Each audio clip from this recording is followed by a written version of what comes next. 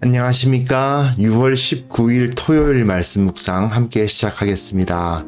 오늘 본문은 예레미야 18장 18절에서부터 23절까지 말씀입니다. 그런데 오늘 그림 한번 보세요. 제가 나름대로 그림을 찾아봤는데 좀 이렇게 그 철조망, 사람이 오가지 못하도록 하는 어떤 그 가시가 박혀 있는 철조망 그림이죠. 근데 요렇게 아이고, 요렇게 보면 이렇게 하트 모양이 그려져 있지 않습니까? 나름대로 제 해석인가요? 그런데 저는 이게 하트 모양으로 보이거든요. 이렇게. 왜 이런 말씀을 드리냐면, 오늘 본문 보면 굉장히 심판 이야기하고, 망한다고 이야기하고, 막 보복한다는 이야기가 막 나와 있어요. 그런데 그 가운데에 주님의 마음이 있거든요. 그래서 이 서로 상반된 막 그 심판과 죽음과 멸망의 이야기가 이 예레미야를 묵상하다 보면 어쩔 수 없이 나오는데, 그런데 하나님은 그 가운데 사실은 뜨거운 사랑을 갖고 계시다는 것을 살펴볼 수가 있습니다. 그래서 오늘 본문 통해서 이런 하나님의 마음을 한번 체험할 수 있었으면 좋겠습니다. 그럼 함께 말씀을 보도록 하겠습니다.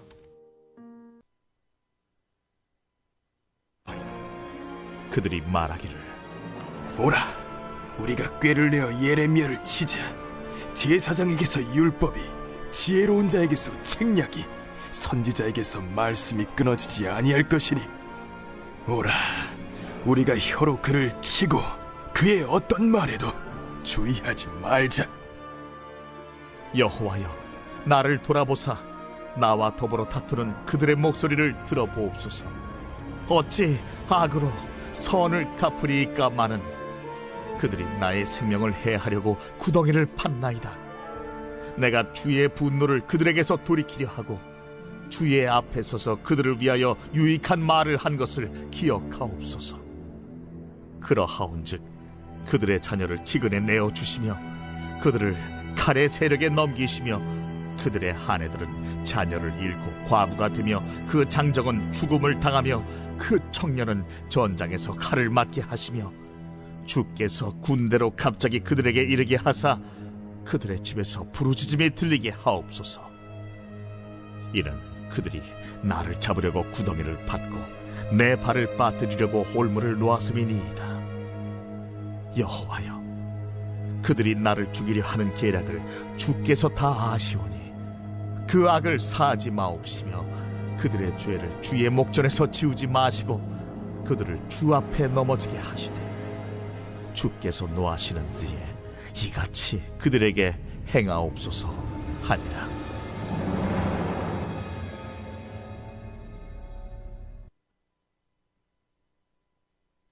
자, 여기서 무슨 하나님의 마음이 느껴지나 하실 수도 있겠는데요. 네, 분명히 메시지 자체는 심판의 메시지면 틀림이 없습니다. 그런데 왜 이런 심판의 메시지가 주어지는가를 한번 생각해 봐요.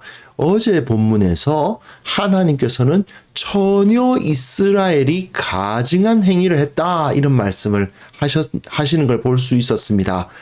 전혀 그러지 않을 것 같은, 정말 그 소녀, 예쁘장한 소녀가 가증한 일을 하는 그런 그림을 그리면서 어떻게 이런 일이 있을 수 있는가, 이런 탄식이 어제 본문에서 있었어요. 그리고 그것과 연결되어서 오늘 본문이 나오고 있는 것이죠.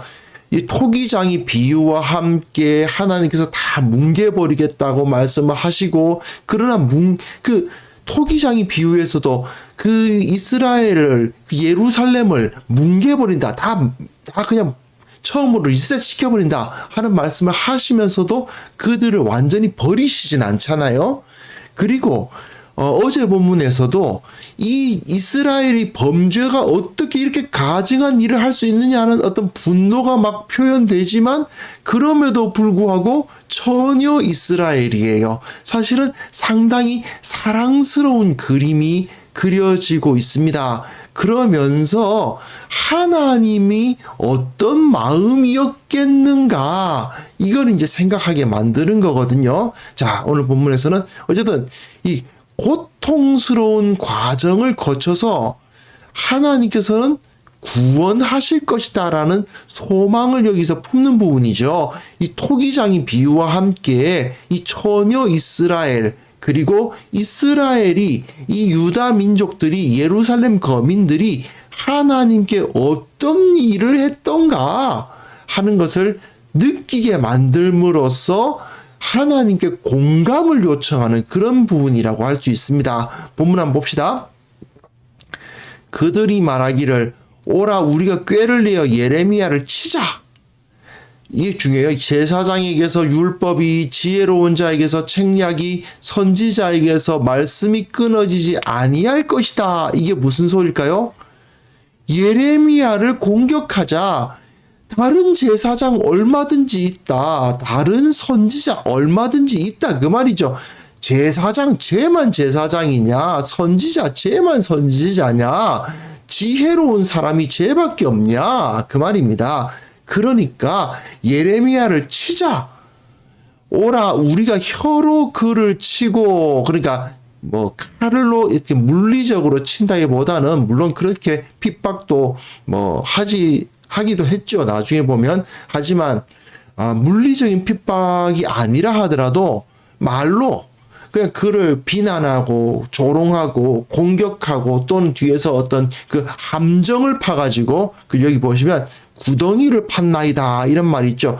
나와 더불어 다투는 그들이 목소리를 들어보옵소서. 막 논쟁을 하면서 뭐 너만 맞냐? 네가 하나님 말씀 하는 것이 맞냐? 이런 식으로 막 논쟁을 하고 조롱하고 비난하고 그렇게 하는 그런 모습이 나타나는데, 그러면서는 구덩이를 파요. 함정을 팝니다. 뭐 말실수를 이끌어가지고 그 사람을 네가 그런 말을 했다 이런 식으로 비난을 한다든지 등등 여러 가지 방식으로 악한 자들의 모습을 그대로 그려주고 있습니다.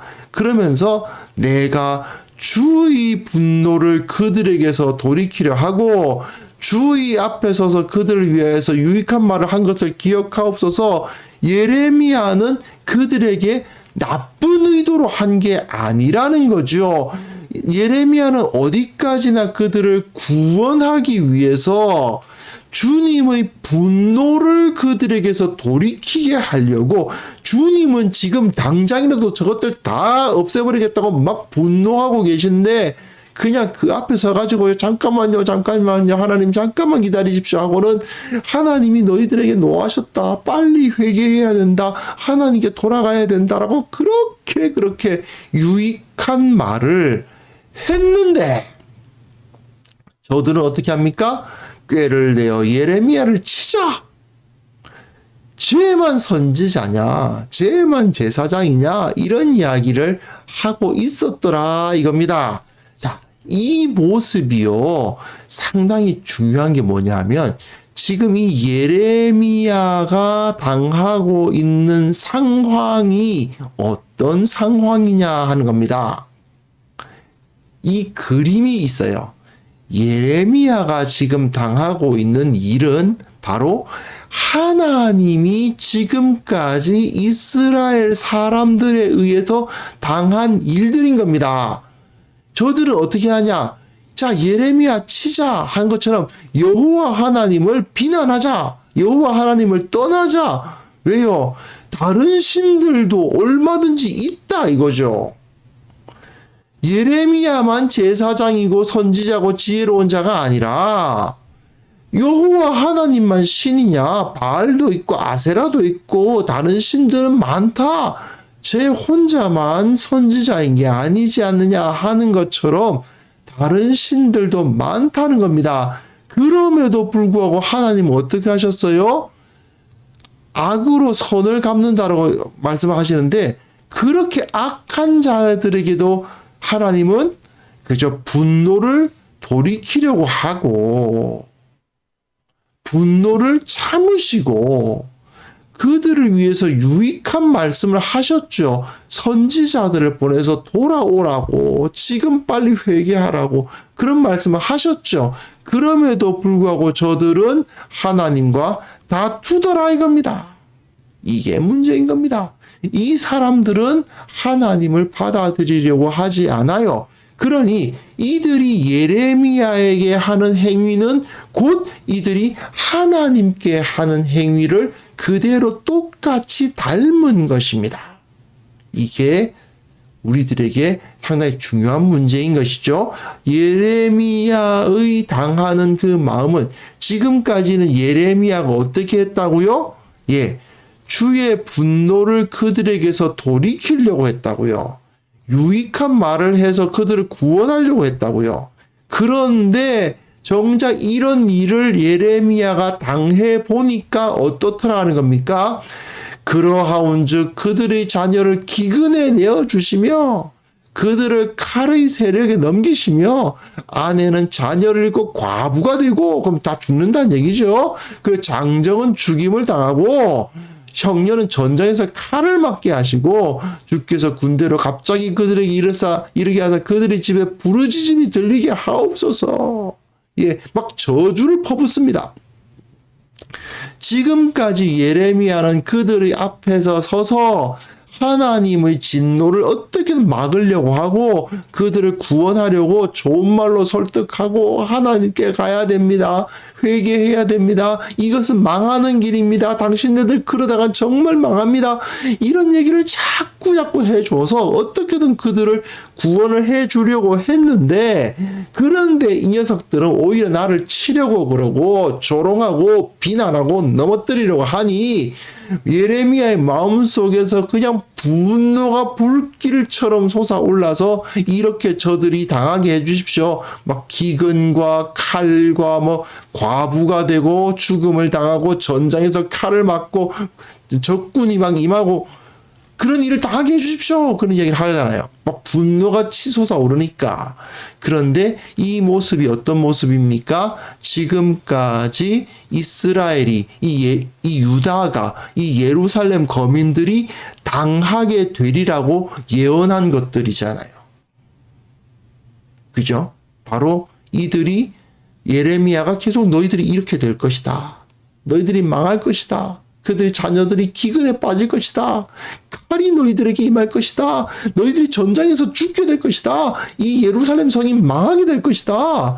그 얘기를 지금까지 계속 했잖아요. 그런데 예레미야는 사실은 그런 일이 안 일어나게 하려고 지금까지 계속 막다가 자기도 그런 일을 당하니까 분노가 치솟아서 하나님 그냥 그렇게 해버리세요. 저희들 그냥 밀어버리세요. 다 부숴버리세요. 칼 한번 맞게 해주세요. 막 이렇게 막 분노가 막 쏟아나더라는 거죠. 예레미야의 마음속에. 예, 그게 바로 누구의 마음이라는 겁니까? 하나님의 마음이라. 지금까지 예레미야는 어떻게든 하나님 좀 진정시켜 보려고 하나님의 그 노를 누그러뜨려 보려고 열심히 뛰었지만 예레미야는 정작 자기가 당해보니까 이런 일을 정말 저들이 당했으면 좋겠다는 마음이 막 들더라는 거예요. 하나님도 마찬가지라는 거죠. 하나님이 정말 이스라엘을 사랑하지 않으셨나? 하나님이 그 예루살렘 성을 귀하게 여기지 않으셨나? 그게 아니라는 겁니다. 어떻게든 선지자 보내서 그들 구원하려고 노력하셨어요. 어떻게든 저들에게 좋은 말로 돌아오라고 하셨어요. 그런데도 불구하고 어떻게 합니까?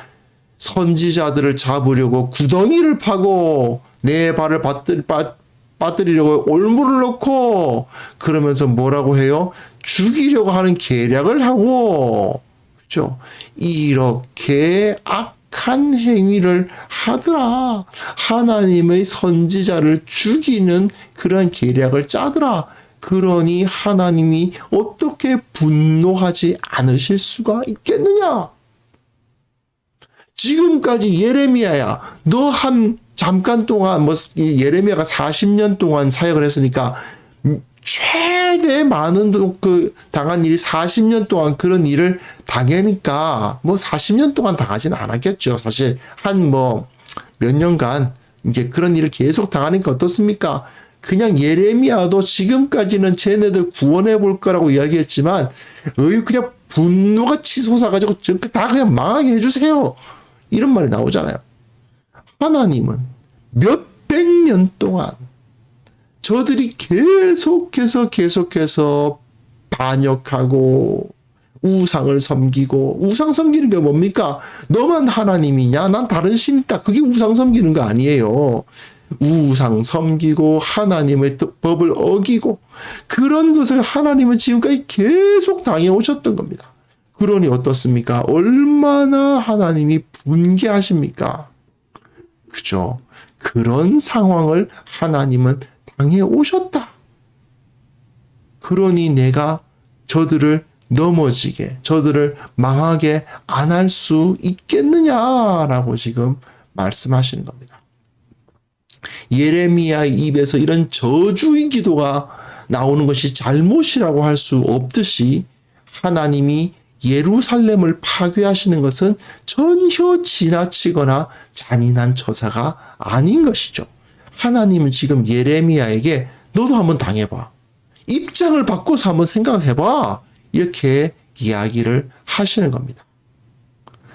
모든 것을 주어서 구원했는데, 나의 모든 사랑을 너희들에게 퍼부었는데, 너희들이 나에게 그렇게 배반하고 나를 떠나니 내가 그 분노가 치솟지 않을 수 있겠느냐?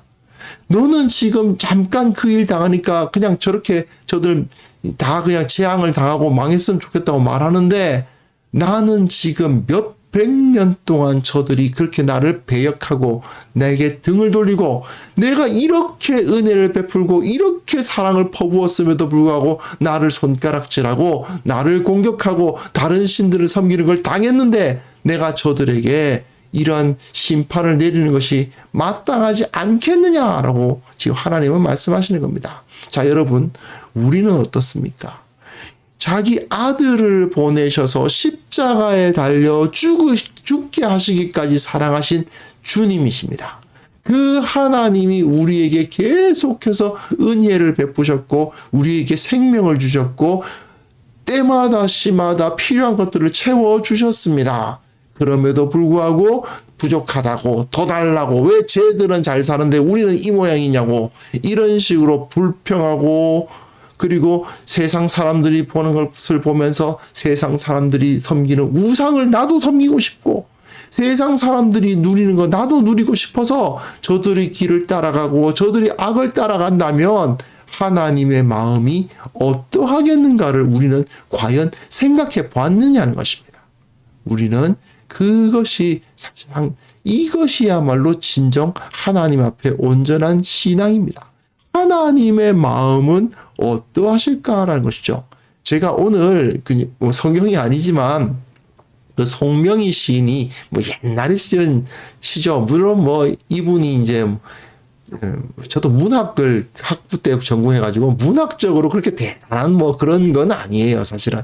하지만 이 송명희 시인 이분이 하나님의 마음이 얼마나 아프실까라는 이런 시를 짓는 것을 보면서 실제로 하나님의 마음을 우리가 인식하지 못하고 하나님의 마음에 대해서 생각하지 못하고 그냥 하나님 나 이것도 더 주시고 쟤는 주시는데 왜 나는 안 주십니까? 나는 왜 이렇게 태어났을까요? 이런 식으로 주님께서 십자가에 달려 제물 되시기까지 우리를 사랑하셨는데 우리는 주님을 사랑하지 않고 주님의 말씀을 따르지 않고 주님을 알려고도 하지 않는 그러한 현실을 경험하셨을 때 하나님은 어떤 마음이실까를 한번 생각해 보는 시간이 되었으면 좋겠습니다. 그리고 함께 잠깐 기도합시다. 내가 이 주님의 마음을 이해하게 하여 주옵소서.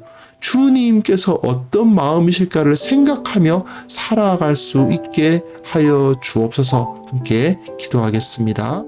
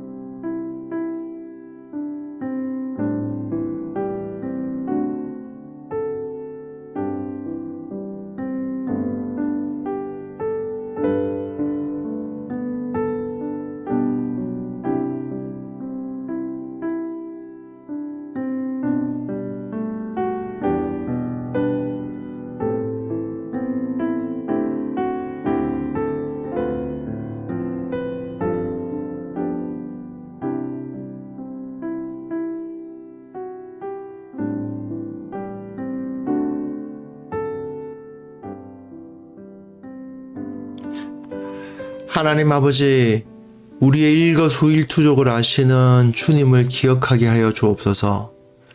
참으로 주님의 마음이 어떠하실까를 헤아리려는 마음을 우리에게 허락하여 주시고, 주님을 기쁘시게 하는 삶을 살고자 노력하는 자들을 만들어 주옵소서.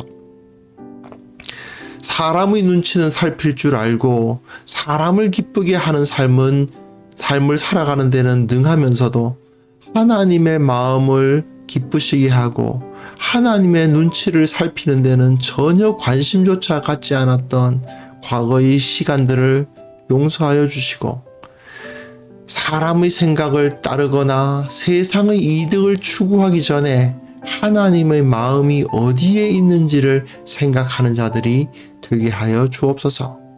아버지, 우리 교회의 모든 성도들이 주님의 마음을 이해하려고, 그리고 성도들의 마음을 이해하려고 노력하는 자들이 되게 하시고, 온전히 주님과 하나로 연합하고 또한 성도들이 하나가 되는 역사를 또한 허락하여 주옵소서. 주님, 또다시 주말이 시작되고 내일 거룩한 주일로 예배드리기를 원합니다. 내일 그 예배 가운데 주님의 마음을 이해하는 역사를 일으켜 주시고, 주님께 더 가까이 나아가는 자가 되게 하여 주시고, 주님을 기쁘시게 하는 예배의 시간, 주님께만 집중하는 시간이 되게 하여 주옵소서. 주께서 오늘 하루도 은혜 위에 은혜를 부어주시고 주님의 인도하심과 공급하심을 체험하는 하루가 되게 하여 주옵소서. 예수 그리스도의 이름으로 기도합니다. 아멘.